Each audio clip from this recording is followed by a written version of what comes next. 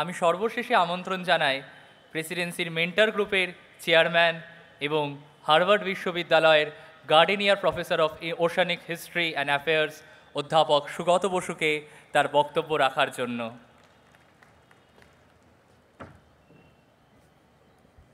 Minister of Higher Education, Shri Partha Chatterjee, Vice Chancellor, Professor Anuradha Lohia, Shri Anindo Mitra, Shri Jayantro Mitra, distinguished guests, fellow alumni, fellow scholars and teachers, and above all, dear students. I'm delighted to be here with you on this joyous evening to celebrate the 200 years of our great institution.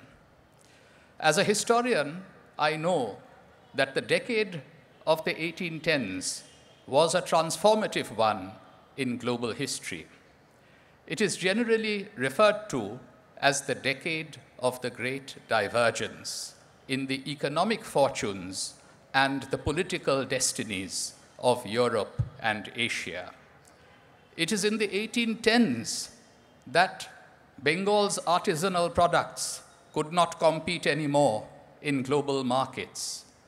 We became poor here in India, the Chinese became poor, and Europe prospered. We were already under colonial rule. Plassey had taken place in 1757. Yet, against all the odds, some visionary citizens of Calcutta decided that we may fall behind in material wealth. We may fall behind in terms of political power, but we are determined to lead in the field of production and dissemination of knowledge. That was the bold vision of 1817.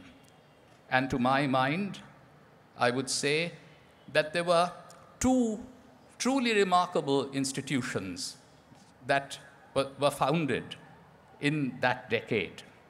First, Leopold von Humboldt founded the first modern research university in Berlin.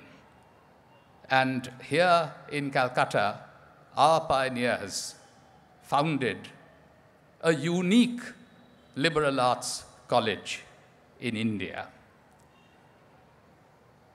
We have had a glorious journey of 200 years. If we fast forward to the 1910s, we find that that was a decade when we had to contest colonial power and yet accept and adapt knowledge from Europe. Ashutosh Mukherjee was an alumnus of Presidency College. And in the 1910s, he was Vice Chancellor of the University of Calcutta, of which Presidency College was by then an affiliated college. And during that decade, some of the most remarkable scientists who did their PhDs in the Humboldtian spirit in German universities were brought back to Calcutta. Some of them had been undergraduates in Presidency, and the University Science College was founded in this city.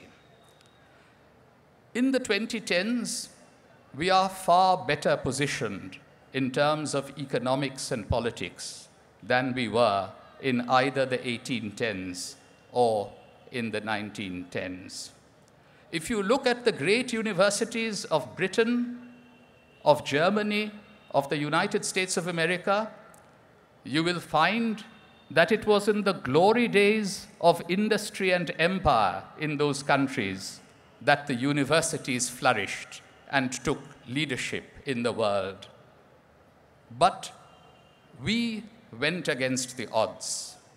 Even when we were under colonial rule, we made sure that in the domain of knowledge, we were never going to fall behind, but we were trying to be always at the cutting edge of original research and the creation of new knowledge.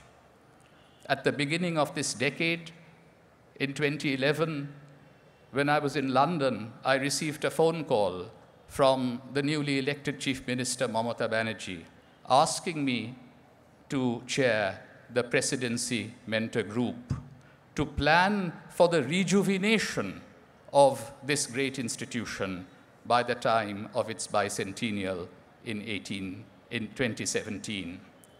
We have made some progress. There is still a long way to go.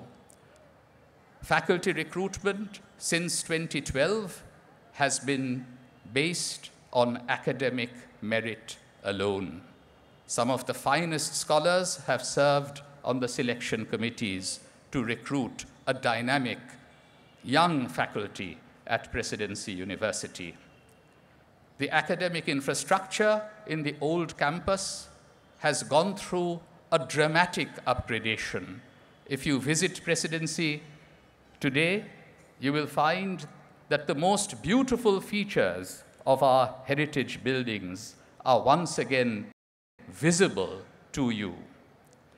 So let us seek inspiration from the past, but let us not be prisoners of the past. Let us look ahead to the future and build Presidency University as a global university with an Asian flavor. There are dramatic things happening in other Asian countries, particularly China.